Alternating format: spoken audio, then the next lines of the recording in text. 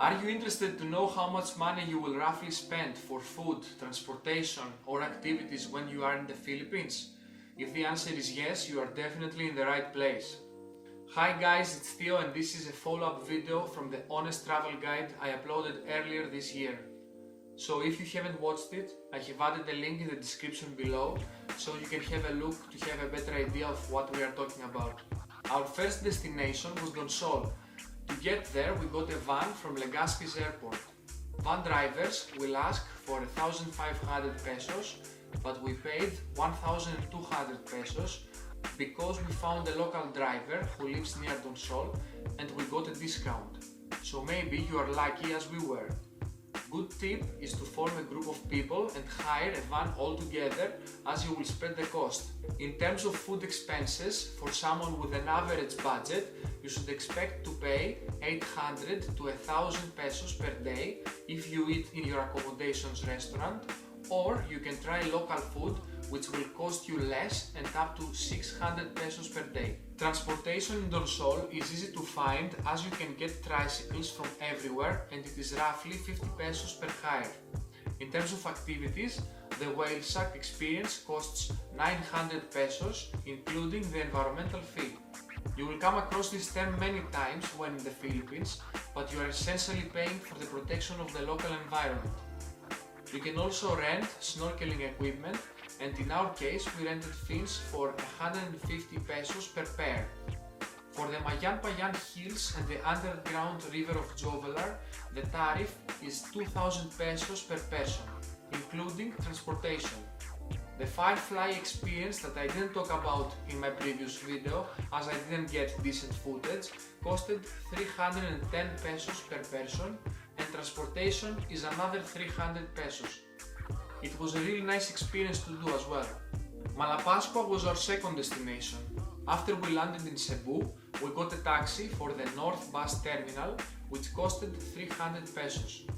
The air-conditioned bus from the North Bus Terminal to Maya costed 250 pesos, whereas the ferry from Maya to Malapascua costed 120 pesos. Food expenses in Malapascua were similar to Donsol, but it also depends if you want to have fish or meat. You should expect to spend roughly 1,000 pesos per day. In terms of activities, diving is more expensive compared to other places of the Philippines, but it's also very popular due to the marine life you will come across.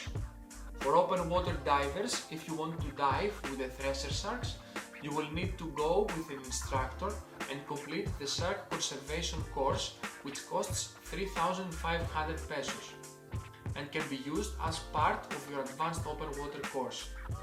Each fun dive costs around 1,900 pesos, and 4 dives with lunch and environmental fees included costed 7,800 pesos. I did my advanced open water qualification course for 15,500 pesos. If you want to visit the Lango beach in the north of the island, you can hire a motorbike for 50 pesos, or you can walk there and it takes approximately 45 minutes. If you have found the information helpful so far, please stop the video for a second, go in the section below and like and subscribe to support my channel. Okay, let's continue. Our third destination was Malbol. To get there, we got a van this time from Maya to Cebu's North Bus Terminal for 500 pesos each, then a taxi to the South Bus Terminal for 160 pesos, and then an air-conditioned bus to Malbol for 155 pesos each. When you arrive to Malbol, you will probably need to get a tricycle to get to your accommodation, and it will probably cost you roughly 300 pesos.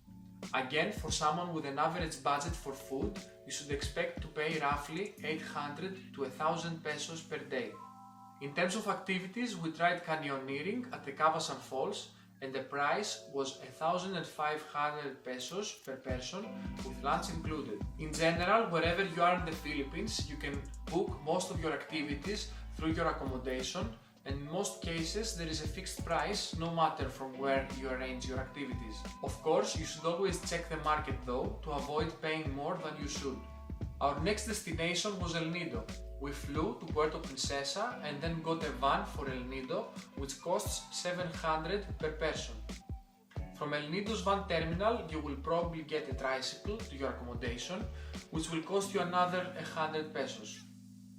Food in El Nido can be slightly more expensive than the destinations we talked about earlier, but 1,000 to 1,200 per person per day should be enough. To get to Nakpan Beach with a tricycle will cost you 1,500 pesos to go and return, plus another 50 pesos for the environmental fee. Island hopping tours have more or less the same prices. Tours A and C are the most popular, and we chose Tour C, which costed 1,600 pesos per person, including the environmental fee and lunch. The canopy walk and dreamcatcher activities costed 700 per person. If you want to try the zipline activity in Las Cabanas Beach, you will probably need to get a tricycle, which will cost you 300 pesos to go and return. The activity itself costs 500 pesos. Of course, you have the option to return to the island you started from, again with zipline, or ask the staff to film you with a drone as you do it, but it will cost you more. Our last destination was Port Barton.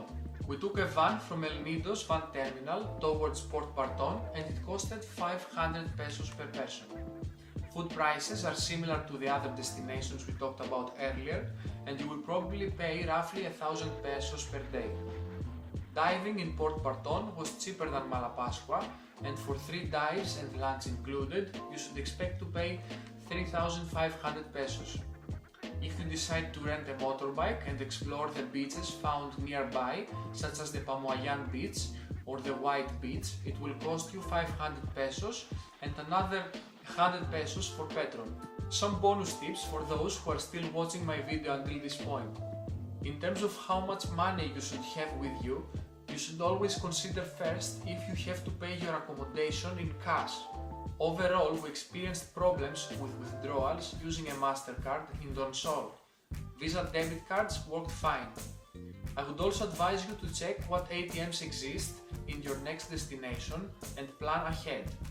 Lastly, in some places you have the option to pay by card, but you will be charged an extra 5% fee.